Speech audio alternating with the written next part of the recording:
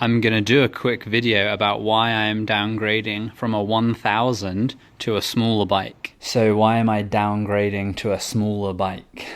In the motorbike community, specifically the sports bike community, as you progress as a rider and you progress in life, you start with a small bike and gradually progress, buying more and more powerful bikes. And this has been the paradigm since the 70s. The fastest and most expensive bikes usually have the latest technology and features, while the slower bikes are normally quite basic. Bike riders normally only ride smaller bikes because they can't ride a bigger bike. So why would somebody that has a more powerful bike downgrade? I currently have a 2012 GSXR 1000, and I do really enjoy fast bikes, but I objectively know their strengths and their weaknesses. So why downgrade? I'm gonna start with psychology. If all of your friends have 400s and 600s and you have a liter bike, then you're gonna get a big social benefit due to having the faster bike. And for a lot of people, this is a good enough reason to get a super bike. But if all of your friends have super fast bikes and you get one, a lot of the social benefit for buying one is gone. So you have to consider what bikes your friends ride. Because if they ride slow bikes, that might be a reason alone enough to get a liter bike or a faster bike. The next consideration is the price.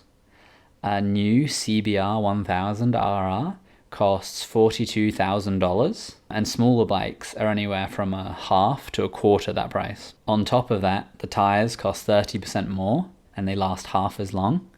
Oil changes use double the amount of oil.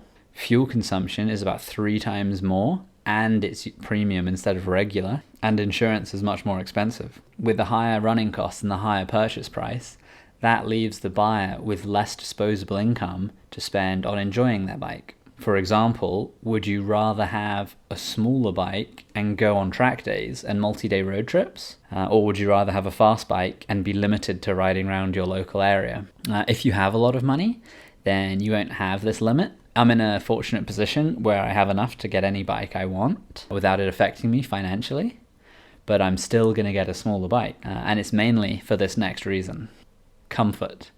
I've taken my GSXR 1000 on an 8-hour icy cold road trip with the tires at maximum pressure and the suspension locked out on its hardest setting.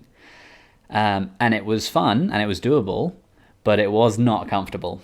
With higher handlebars, lower pegs and softer suspension, smaller bikes are a lot more comfortable to ride on the typical bumpy roads that we see. The extreme body position of fast bikes are much better for high-speed control, but are harder on your body. Most liter bikes are around 100 to 220 kilos wet, and a lot of the smaller bikes are less than 170 kilos. That's only a 15% reduction in weight, but when you're pushing the bike or riding the bike, it feels like the bikes weigh half as much. The result of all of these things is that smaller bikes are a lot less fatiguing to ride. As for style, non-bike people think the only difference between the R3 and the GSX R1000 is the color. Modern small sports bikes take a lot of styling cues from their brand's flagship superbike. If I put an R1 or an R7 sticker on my R3, it would even fool a lot of bike riders. And that shows how the kind of modern styling of sports bikes makes them all kind of look the same. People that know bikes really well will be able to tell the difference, but that would fall back into the psychology category of owning a bigger or smaller bike. Speed. A smaller bike will do 0 to 60 in about the same time as a $100,000 sports car, but this is where the fast bikes really shine. Their sole purpose is speed, and they sacrifice a lot to meet this goal, but they entirely meet it.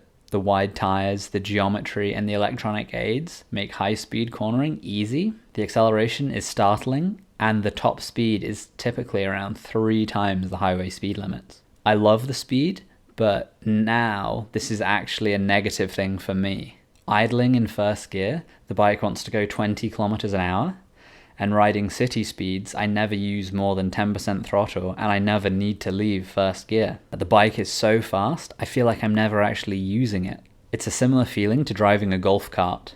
no noise, no drama. I'm sitting on a 300km/h missile that's limited to 50km/h speed limits. This is an exercise in restraint, which is really frustrating. If I rode the bike on track, the speed would be brilliant, but on the road, it's kind of annoying. For the type of riding I do, I ride to get around my city with occasional road trips. So even though I do like liter bikes, for what I need a bike for, the smaller bike is better.